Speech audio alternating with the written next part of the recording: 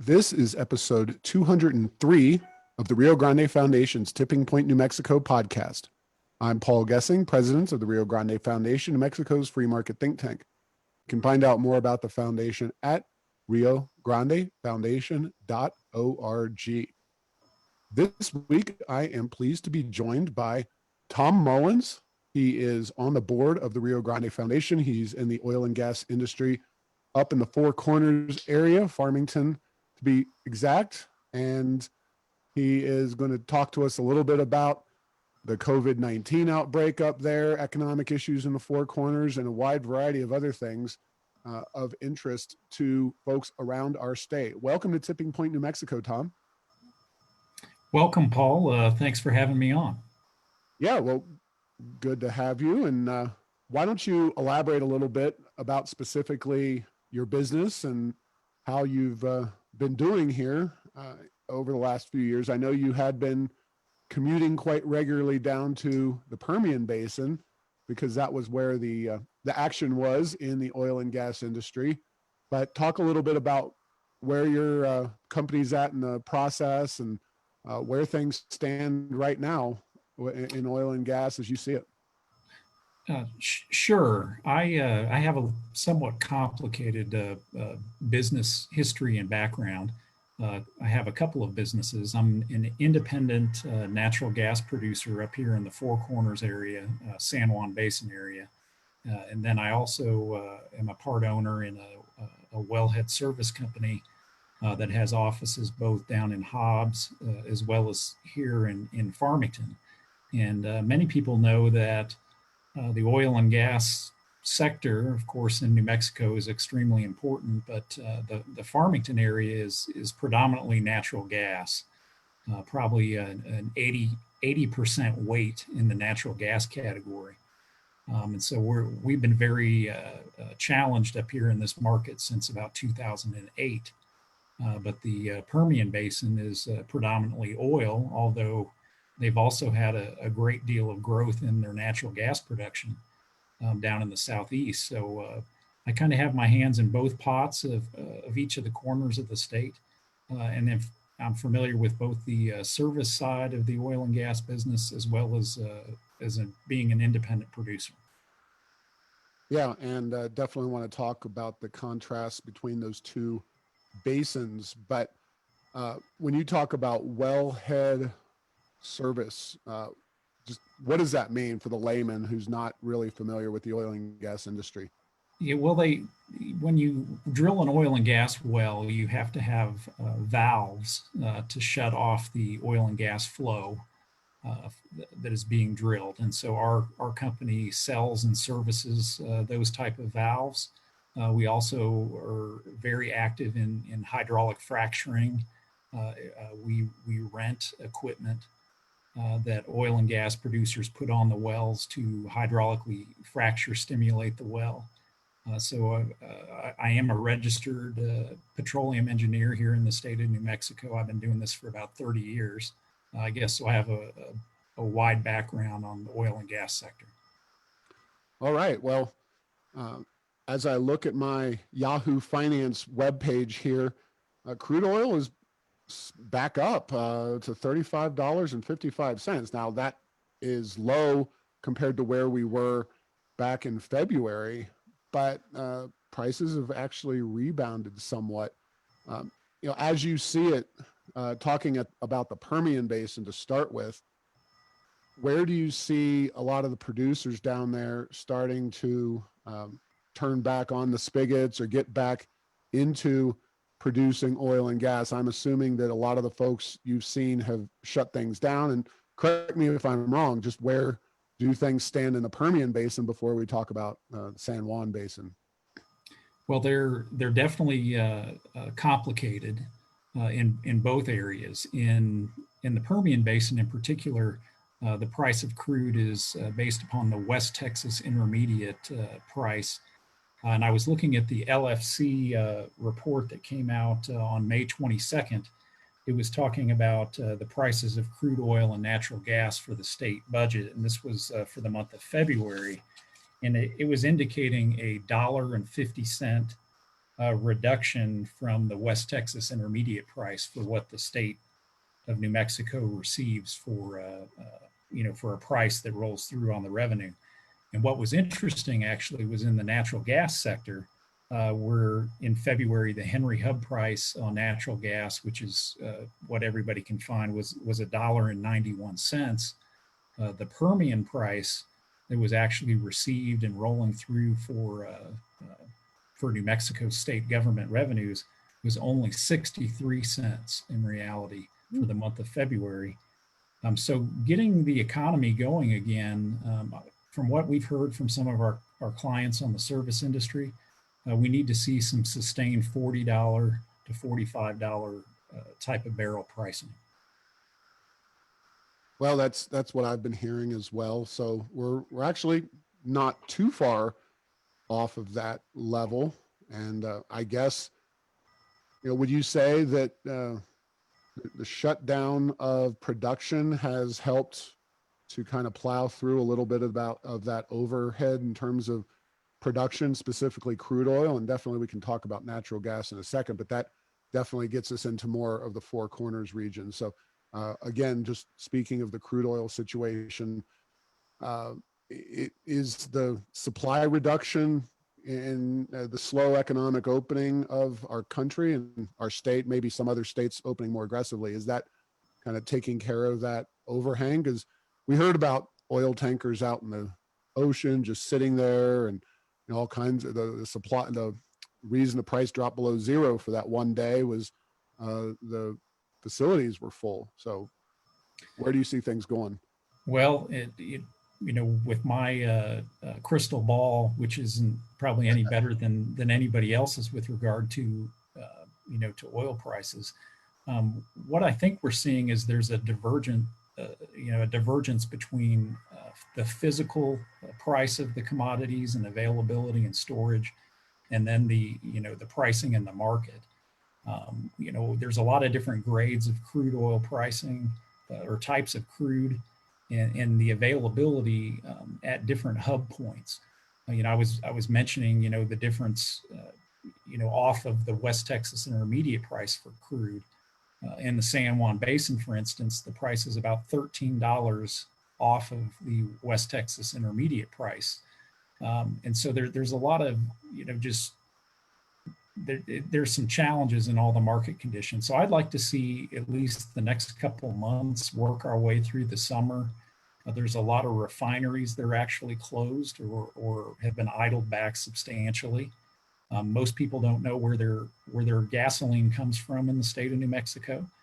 It actually comes most likely from El Paso, Texas. We do have a refinery in Lovington, New Mexico, for down in the southeast. And then we had an operating refinery in Gallup that just within the past month and a half, Marathon Oil Company has idled that refinery, basically shut it off entirely. And so I'd like to see a couple more months of pricing. I don't have a lot of faith in the stability of the market.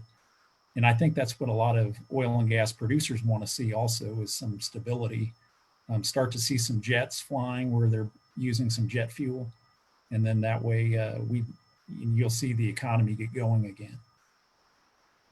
Yeah, fair enough. So, all right, the San Juan Basin is known as a natural gas producing area.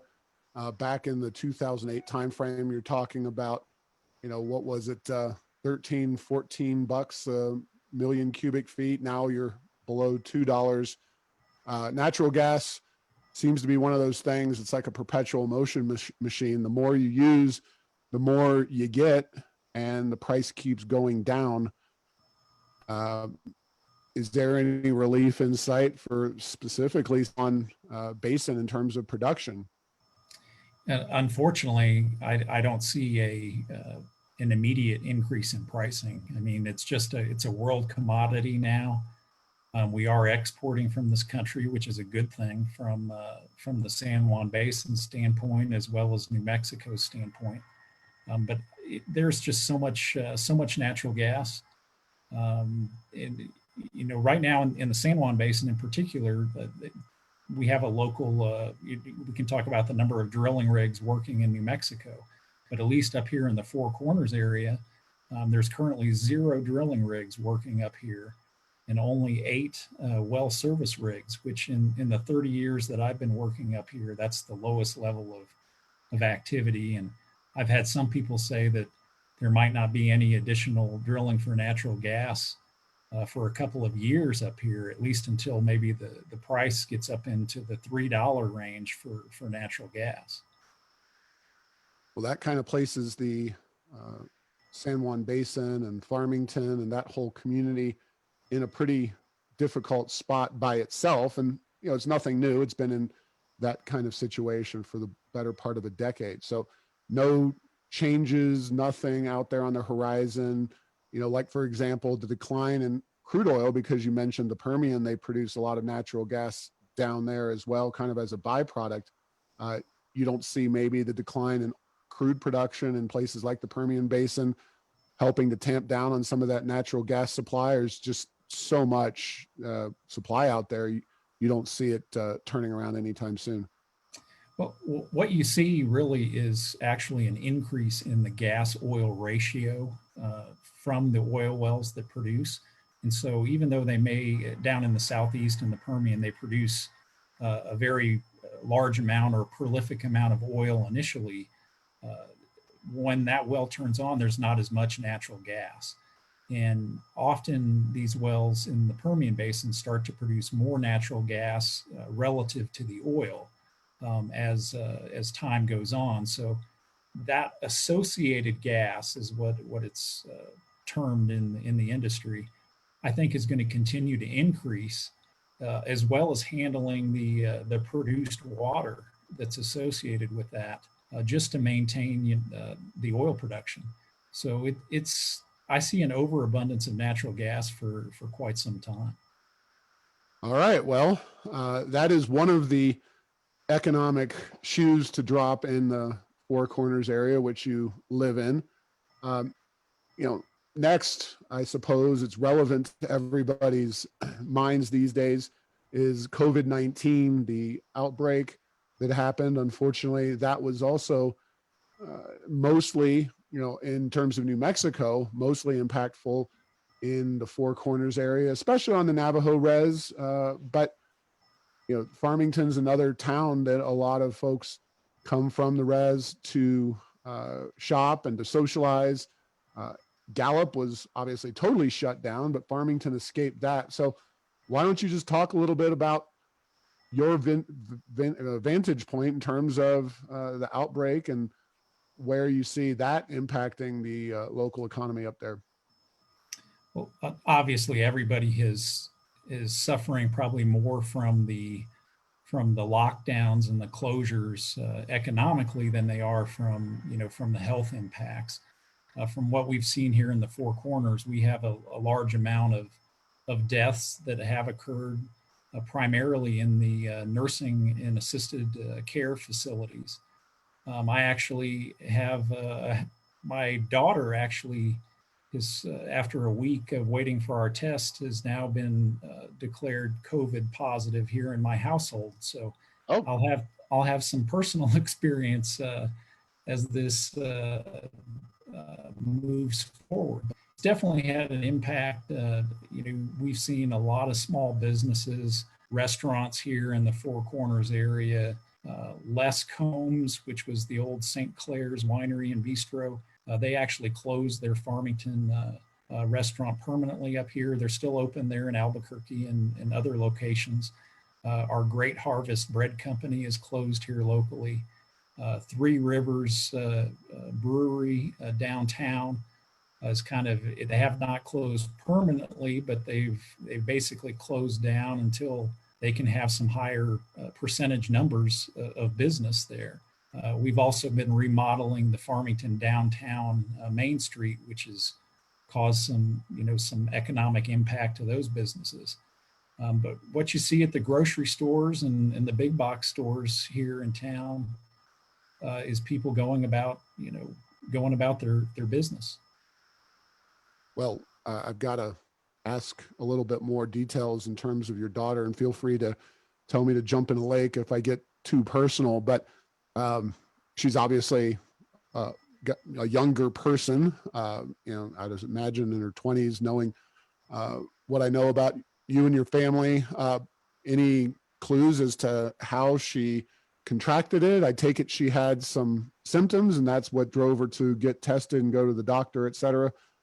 Talk a little bit about that whole situation and how she's doing. Well, I guess we've kind of done our own contact tracing, kind of like what everybody would do. My ex-wife, her mother tested positive in a different household. Uh, and so she came back over here to my house for a couple of weeks prior to that. So approximately 10 days after, contact tracing. But and my ex-wife's new husband, his mother worked at Walmart and up here in the Four Corners area, and so she had tested positive. I think everybody's doing overall, well health-wise. My daughter's done very well health-wise. She had just a couple of days of being very tired and a sore throat and that sort of thing, and lost her sense of taste and smell. And so that's what indicated that we thought that she had that. We all went in and got tested. So. Well, best wishes. I hope she makes a speedy recovery. Same with everyone else in your family. Um, I've been talking to friends and folks here in Albuquerque, and uh, I know a few people, especially from the work that I do, who have contracted it, but no one in the close friends or family situation myself here in this area, and not a lot of people that I know in Albuquerque have as well. So I know it's been a much different situation up there in the Four Corners, and Right, and we definitely have a large number of people, and there's a big concern on that. But we do need to get our economy running again in the state, and so we have to kind of balance this and move forward. no doubt, yeah. And I won't give the governor too many kudos because she's kept too many parts of our state shut down that were not impacted virtually at all by COVID-19. But she did move Farmington and the San Juan area up to the same track in terms of opening here as we record this on January the 1st or June the 1st, in terms of uh, opening and allowing businesses to get back into something resembling a more normal approach to business, because certainly Gallup was very much on lockdown for a while, and San Juan County was in many ways disproportionately impacted as well. So, Right. there's, sorry, go You ahead. you mentioned, Paul, of course, last week's guest. You guys were discussing Gallup. Both Farmington and Gallup are both retail trade hubs for a large number of people from the Navajo reservation who come to town. Especially the middle of the month and first of the month to do a lot of shopping. And so, we have a high prevalence, but when you look at at least on unfortunately on the fatalities, they are predominantly in the nursing home assisted living category and underlying health conditions. And so, I don't wish this or want to take it lightly, but, we are going to have to move forward. And I think we're starting, and I'm glad that the governor is moving that way on June 1st with opening things up. Yeah. Now, of course, the hits keep coming for the San Juan County area and Four Corners in general, and a couple of issues were already looming large out there. In addition to the decline in natural gas prices for your area, the San Juan generating station is uh, in the process of being closed down. Although Enchant Energy, we've talked to them, they have put forth a proposal to keep that plant open and uh, use carbon capture technology. And then the governor's also and her environment department are working on a new methane rule. In no particular order, but definitely we want to talk about both of those.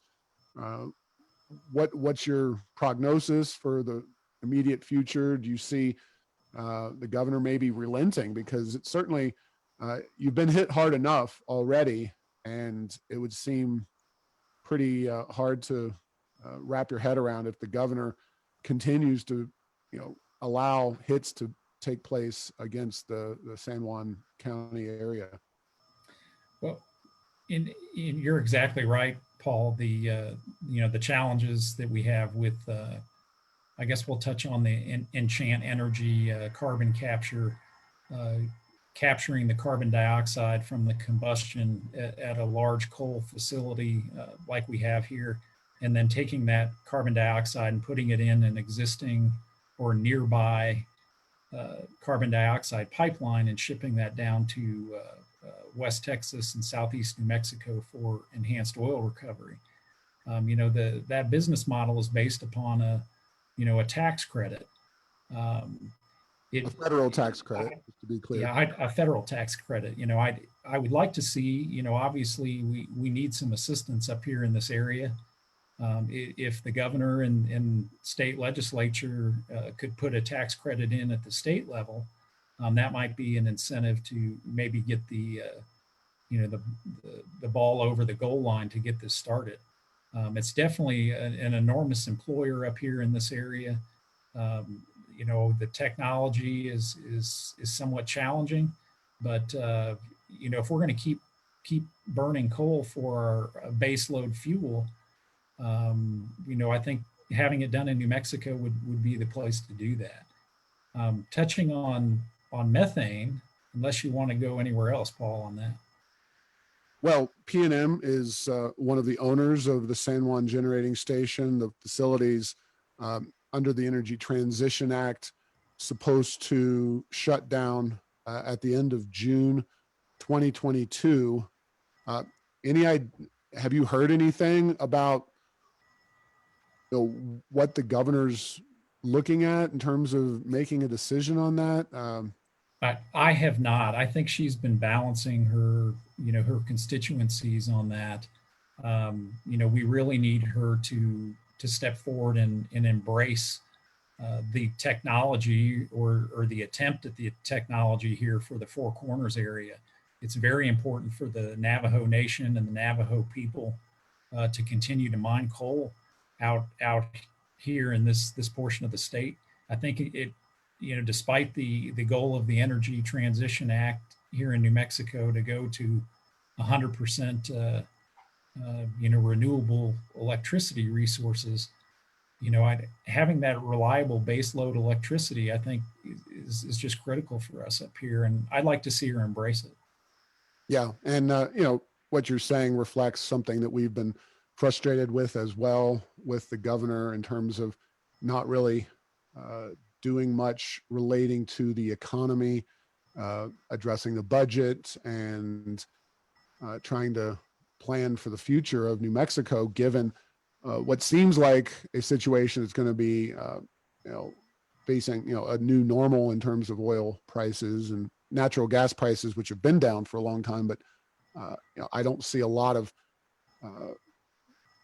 opportunities for the price of a barrel of oil to rapidly rebound, even if the economy does start to return to something like normal. There's still the prospect of competition between the Russians and the Saudis. There's still a lot of issues out there in just overproduction in the crude oil market. And that's 40% of our state budget right there. And we're not seeing a lot of talk or action. So, of course, I'll remind everybody that the special session kicks off on June the 18th. Rio Grande Foundation will be participating as best as possible. And who knows exactly how that'll look in terms of the logistics of being in the roundhouse at that time. But methane rule now, the methane rule is designed, as I understand it, to reduce methane emissions from a lot of the predominantly natural gas wells up in the San Juan region. And the governor's going to come up with some kind of rule that's going to be imposed in that area in the not too distant future. What's your concern with that? What do you kind of make out of how that situation is going to unfold as best as you see it? Well, I'm a past president of the Independent Petroleum Association of New Mexico, and we understand the concerns that are involved with that. We're asking basically the governor and the administration to delay the implementation of the upcoming methane regulations and rules. When you look at the or basically place some exemptions on the marginal natural gas wells up here in this area. Many people may remember the methane hotspot that got quite a bit of news. And so there's been a lot of attention and focus here in the San Juan Basin. But the technology that is implemented to capture methane in most instances is applicable on oil wells. It's not necessarily applicable on some of the natural gas wells. And something that I've been saying for many years is we don't want to create a regulation that basically costs or takes 2 molecules of methane worth of energy to try to save 1 molecule of methane. And in many instances, that's what this regulation is targeting. And obviously, the regulation, at least from a cost standpoint, was looked upon when the price of natural gas was dramatically different than it is right now. When you're looking at, let's say, 63 cents for your natural gas, and you have to implement some methane regulations, for 63 cents, when the regulation was initially proposed at $3.50. Since we're both strong believers in the free market, I think oil and gas operators know that if we can capture additional methane and sell that for additional revenue, oil and gas companies receive 87.5% of the extra methane revenue that would be captured, where the state and the federal government would receive 12.5%. So we have a natural incentive to capture every molecule of methane. But given where we are in our proximity to Colorado in particular, and they have a regulation called Rule 7, I think that the governor has been moving forward with her plans on implementing methane regulations. And I think it's going to be detrimental to this area even further. So, of course, that would mean lower tax revenue for the state of New Mexico. I mean, obviously, we're expecting a pretty significant decline in oil and gas revenues and state budget revenues, not just for the current fiscal year, the next fiscal year, which starts on July 1st, but potentially for a few years into the future as this whole process works itself out. But if the methane rule is imposed in a way that pushes these producers to plug wells and kind of eliminate those wells because it's cheaper to do that than to continue producing, that'd have negative budgetary impacts as well. Oh, definitely. And I think one of the biggest concerns that I have with regard to the methane regulation when it comes in is something that was recently implemented here within the state. And that's the civil penalties against oil and gas producers. Previously, an oil and gas producer had due process. You had an opportunity to defend yourself before you were administered a fine or a penalty. I think most Americans understand that that's reasonable to have due process and not be automatically determined to be guilty. Unfortunately, New Mexico has moved forward from this last legislative session and has empowered the Oil Conservation Division to implement immediate civil penalties with regard to violations for oil and gas. That document came out on May the 6th, kind of the method calculation. And the fines on that can be up to $10,000 per day. It's just astronomical. And the number of potential violations on the spreadsheet, they could be administrative errors. paperwork errors, and each instance of a violation could be, let's say you operate 100 wells, you could be in violation, 100 different well locations for every day you're in violation. So it's just granted an enormous amount of power to the state government to implement penalties and fines. I guess the one good thing is there is a proposed limit that you can only be fined $200,000 per occurrence as an Ooh. oil and gas operator. And I don't know many small businesses that could withstand the number of basically the potential risk that you have of being in violation. We're a heavily regulated business in this state, and then now with this potential civil penalties, I don't know what to say in that category. It hasn't received a lot of attention, but that's because I think we're just on square one of the civil penalties here in the state. Yeah. And now, if somebody is slapped with large penalties for that, is there an appeals process, or how does that all Well, work? Is it? well, there really isn't an appeals process. It's going to have to be litigated to some degree. From what I can determine, you can try to reach an agreement with the state of New Mexico. And there's several instances of that where you would come to an agreement under a compliance order to continue to operate. But this is just going to be interesting to see how this is implemented. We are aware as the oil and gas industry that there are one or two bad actors out there in our business environment, but that is not what 99% of the oil and gas producers in the state are good operators, good corporate citizens that live in the communities here in New Mexico. And just opening yourself to this type of civil penalty, it'll be interesting to see how small oil and gas companies survive this.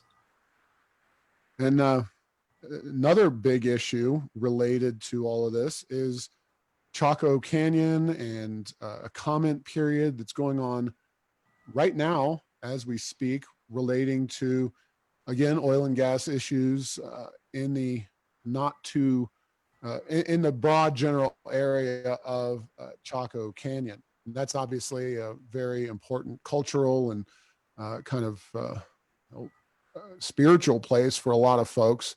But that comment period was recently extended. You can find it at the BLM, Bureau of Land Management's website, and go comment and share your thoughts as well. But Tom, talk a little bit about what's going on with regard to the buffer zone and Choco Canyon and oil and gas in the region. Well, this has been a process, as with many government environmental impact statement processes, that has gone on for several years. It's had several iterations. Hopefully, we're coming to a conclusion on this in the near future.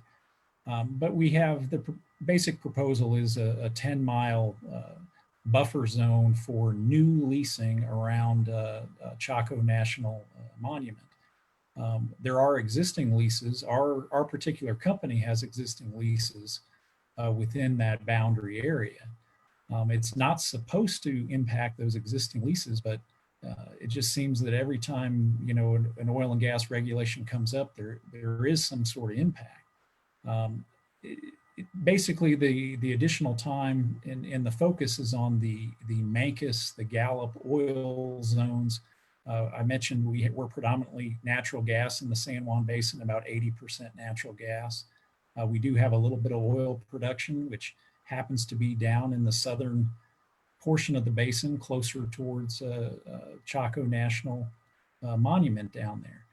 So there's been drilling going on down there since the 1960s, late 1950s. But here in the last few years, that's where the little bit of oil and gas development in the San Juan Basin has been occurring, is kind of right along the border of that 10-mile buffer.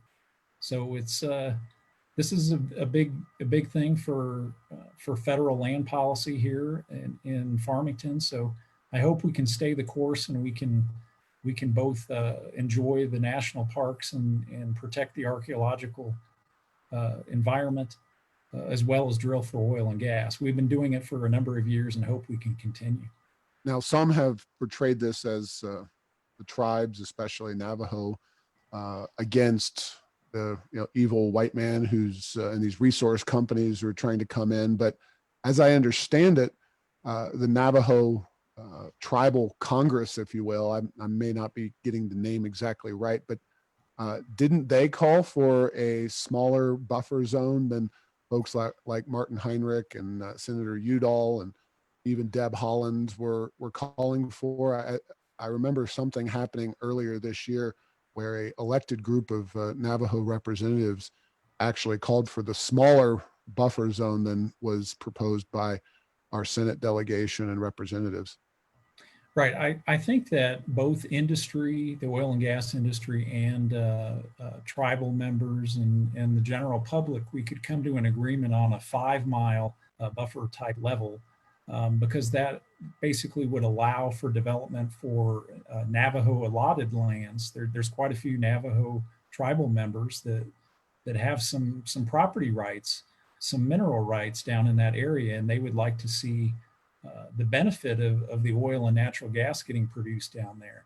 And I think the 5 mile buffer type solution is one of those things that if we could come to an agreement on it, we could move forward. All right. Well, we've just got a couple minutes to go here, but there's a lot of tough stuff going on in the San Juan Basin area. But in this post-COVID environment, there's probably going to be a little more emphasis on not just social distancing, as we've heard that overused phrase, but outdoor recreation opportunities and getting out in nature. And that's certainly something that your part of the state, I think, has in spades. It's a beautiful area. I love going up and visiting in that area. There's also talk of a rail spur coming up to the Four Corners area. So talk about some of those maybe more positive points of light for your part of the state, because it certainly needs it. Well, of course, New Mexico has a lot of great places to get out and visit. And I think as we open, or as the governor opens things up here, a lot of people are going to want to go to Navajo State Park. The quality waters have been opened for fishing. We have Farmington Lake up here. We have two tremendous golf courses, public courses here in the Farmington area, Pinion Hills and Riverview out in Kirtland. There's a lot of outdoor recreation potential. The mountain biking here is phenomenal in this area. So I definitely want to encourage folks to, to come here in this area. With regard to the railroad, that's something that's been worked on and discussed for quite some time. It would help us to be able to ship out some of the agricultural products from this particular portion on the Navajo Agricultural Products Industries NAPI area, as well as potentially if we could get the rail spur out here. And I know that's a major investment, and it would definitely be a shot in the arm that we need. It would put us on a level playing field with some of the other portions of the state. So, but I love the Four Corners and love New Mexico. Now, the idea with the rail spur is to track it down from the Four Corners and connect into BNSF's line. I believe it's BNSF's line down closer to Theroux or around the Gallup area. Is that an accurate statement? Yes. But as with anything in New Mexico, and especially this corner of New Mexico, you have to cross both federal, state, and tribal lands. And having the permitting process and logistics is something that's going to take a while. So we need something more immediate to give us a shot in the arm economically. And if you could talk to the governor right now, aside from just opening up your county and your area and the rest of New Mexico, what would you tell her about what you need right now? Well, boy, we definitely need some assistance. whether that's through the State Investment Council from a funding standpoint on guarantees for some of these big projects that are being discussed. I think one thing in particular that we haven't touched on is the orphan wells. We have a large number of marginal natural gas wells up here in the area, and we need some additional funding. Oil and gas funds the state of New Mexico. We need to make sure there's sufficient funding to cover some of the bankruptcies that may be coming up, to cover the costs of oil and gas. And in the past, there has been funding, but it's been removed and used for other purposes other than the designated purpose of plugging oil and gas wells. So we just need some assistance. We're not asking for a handout. I don't think we're asking for that hand up that politicians like to talk about. So hopefully the governor can help us out. All right. Well, thank you very much for your time, Tom. And again, we appreciate your being on the board of the Rio Grande Foundation, fighting for limited government, and all that entails, and your concern about your community. And it is a great area if you get a chance, especially now when outdoor recreational opportunities are at a premium in terms of people wanting to get out in uncrowded, wide open spaces where no viruses lurk, or at least on a very, very limited level. Definitely, there's a lot of beautiful places to be up in San Juan County in the four corners of this particular state. And thank you for listening to this week's podcast. Make sure to get the latest edition of Tipping Point New Mexico by subscribing at Apple Podcasts, Stitcher, and Spotify. You can post or comment on this and other episodes on Facebook and Twitter, and tell Google Home to play Tipping Point New Mexico. Thanks to Path 3 Marketing for producing this show.